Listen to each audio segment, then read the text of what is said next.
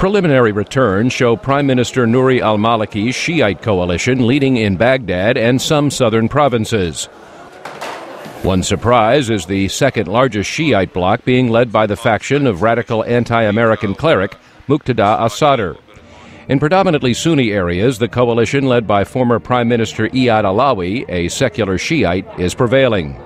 As expected, Kurdish parties are maintaining their control in the mostly Kurdish provinces in northern Iraq.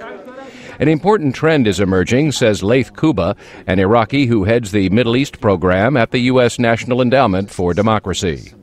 I think we are leaving behind, not fully, we're not out of the woods yet, but we are leaving behind the sectarian polarization, the voting on ethnic identities and loyalties, and we're seeing the emergence of politics.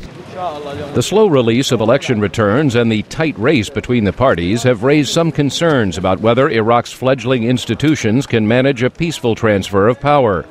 Analyst Kimberly Kagan of the Institute for the Study of War. There is always the potential for a recurrence of violence, but I think it's actually unlikely, given the extraordinary voter turnout, the extraordinary participation within Iraq's elections.